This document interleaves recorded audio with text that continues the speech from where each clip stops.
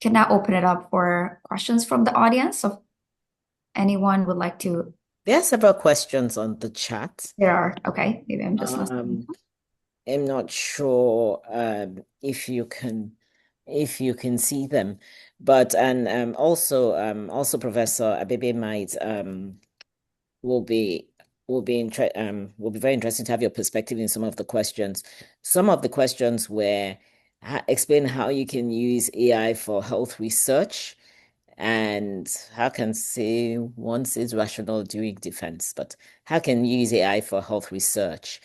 The other issue is how do you see restricting AI usage with policy and guidelines in higher education? Some don't allow above 25%. Please share your experience with AI in research and education. The other question is there's no need for categorization for AI or developed or developing countries. All speak digital languages. What matters is the data source for training the model. And then okay, there's a P2P specific question. And there's AI discrimination in the use of AI in universities. Healthcare is not still immune from intrusion of AI. So I think one, there's questions around how can you use AI for research? And I think the perspective of the panel and Professor Bebe were very helpful. And the second is how, from the university point of view, people are giving very specific examples. What can you do within a university setting? Some people use percentages, some don't. What can you do at the university level today? Thank you.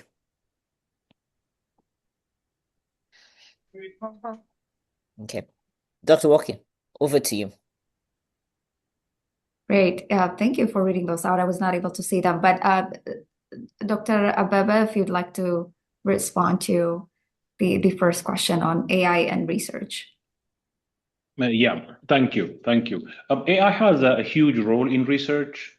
It helps a lot in writing proposals. I'm just saying the potential to write the entire proposal by AI is there. Whether it's legitimate or ethically enhanced is another question.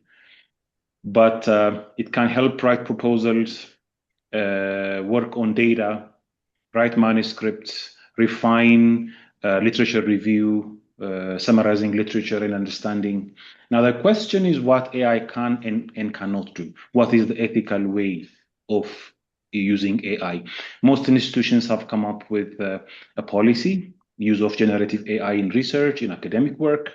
Unfortunately, it's still a work in progress. There is no universally accepted, shall we say, guideline. There are acceptable ways, frowned upon ways, and really not the right way of using AI. Percentages, I'm not so sure if they work here. I don't think AI and plagiarism are the same thing. And the tools we use to check for plagiarism do not pick AI for our information, unless we use specific tools that are designed to detect AI. But the typical tools like Turnitin does not pick text generated by AI. So we are in this difficult situation as academic institutions. The whole thing is about what is ethical, what is acceptable by the institution and by the global community. I guess that is the key. Assessment has become really difficult. There's no point asking students to write essays or write a thesis. Institutions also need to grow with the time. What is the most defendable, valid, reliable way of assessment in this new era of AI? So if we are stuck in the old definitions of good education and assessment in the AI era, we will be in trouble. We'll be in trouble. Let me just pause here. Sorry. Thank you.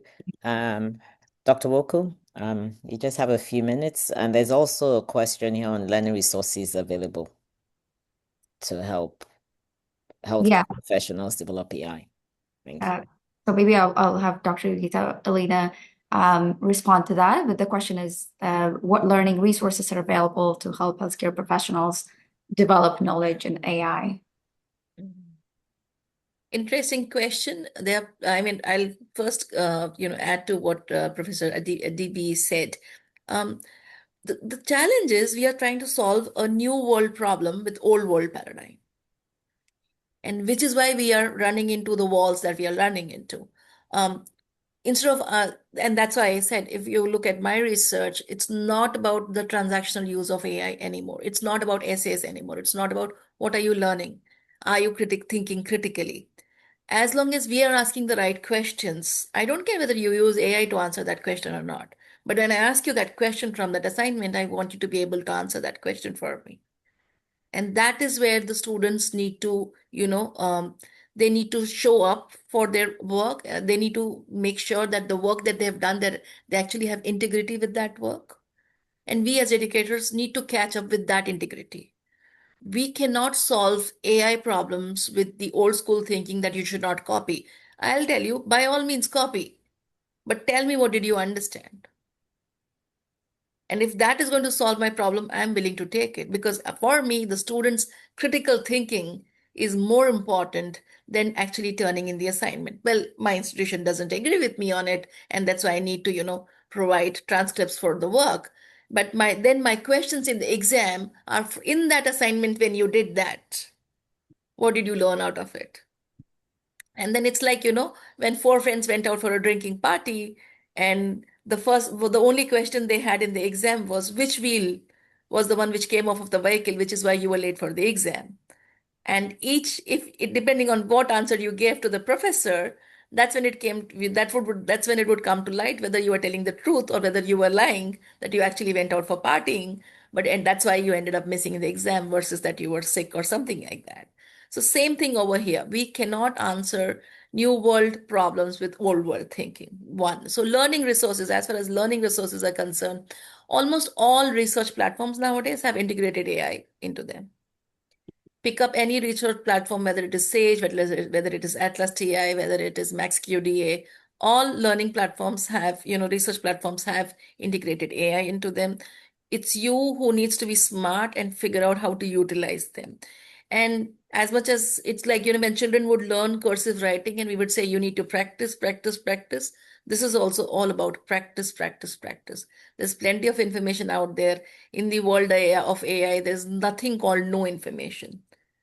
What is actually there is that you need to discern the information that is available, that how much does it help you and how can you utilize that information in a healthcare setting.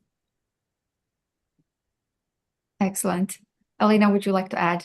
Yes, if I could add, there's lots of educational resources out there, but AI is actually a very big field. We have been mentioning in this discussion ChatGPT and foundational models, generative AI.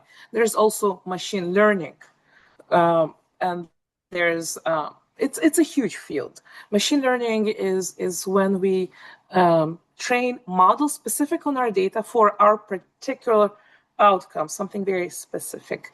And lots and lots of education out there. Do you start with machine learning, deep learning, neural networks, generative AI? Lots of courses and content available out there, but it's very difficult to tell where should you start learning. Lots of companies, all the big players are putting out education and lots of free education. But the problem is it's very confusing. It's literally a lot of it.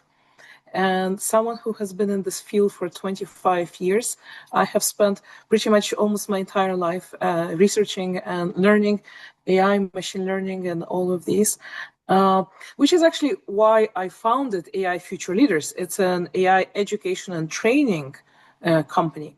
Our goal is actually to demystify some of this AI education and training for leaders, for institutions. I would say lots of free resources out there.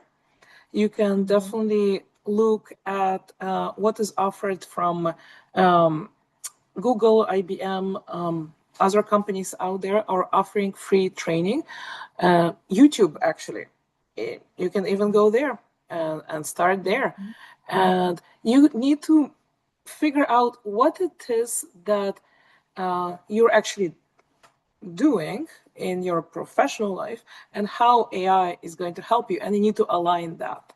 But there's lots of foundational training that you can start with to understand what's the art of the possible and what are the limitations, because AI is much more than just leveraging tools such as ChatGPT or Microsoft Copilot. It's a very big field. There's a lot out there. And it does help if you understand a bit about how it works, because then you're actually going to understand what you can do with it and how you can leverage it for your research or for personal use. So thank you. Dr. Woku, so that we have enough time for the next panel, we'll need to ask you to round up. I know there's several hands up. Please, if you can put any comments or suggestions in the chats, we really would appreciate you. And at the next panel, there will also be a round of questions. But I would really love to say thank you so much to Dr. Woku, Dr. Yoguta, Professor Bebe, and to Ms. Avil for your comments and really stimulating, sort of interesting conversations. So thank you so much. I have great pleasure to welcome Dr. Maraki Fikwe-Medrid, who is a partner. We've worked with her for almost a decade, and Maraki is a scientist by training, but also is a guru in the business of healthcare. And we're very fortunate to have her as the moderator for the second session. Dr. Maraki, over to you. Thank you so much, Dr. Egbe. Indeed, long. Just Can to you let hear you me? know, Yeah. yes, you I do have. have 25 minutes. Thank you. I have 5 more minutes than the previous panel. Yeah, 5 minutes more, including your questions, so that we can Yes, people go early, so absolutely. they'll join us next year. Absolutely. Thank you so much for this exciting conversation. Previous panel. Yes, I'm Maraki Fikwe. I'm a partner of Aradash Group, specifically now sitting in Canada, where and having worked in Africa for various years, including Middle East. So, and I'm also a community member of People to People. Dr. Nagao and others are not unknown to me and very, very close partners. So it's a pleasure to really join this panel. So we have a sort of a shift from our previous conversation, which is we've talked about, AI, demystifying AI. Yes, it's there. There's a fear of AI from many if we don't understand how they could be used, how are they adopted, but also in clinical practice, especially in healthcare. The work has already started, meaning in clinical practice, there's several AI-enhanced solutions that are currently being used. And we have two amazing panelists today that will showcase some of the use cases that are developed and adopted. One is, Dr. Toby Olatuji, who's a Nigerian physician who saw some of the major barrier and gaps in medical education and turned machine learning scientist and developed he founded Intron Health, the first real-time clinical speech recognition platform. Alina, you mentioned, for example, in Quebec, how the French could be a little bit different from an accent, how AI can support you efficiently, reduce paperwork. And I think Dr. Toby has amazing experience and understanding around the bureaucracies of paperwork, and as when you write notes in medical delivery, and he founded this based on the gap he's seen, right? So he will walk us through some of the use case there, then we'll ask some questions and go to Dr. Minia Tadessa Boltena, who's in Ethiopia, a digital health leader, but also a research scientist, and really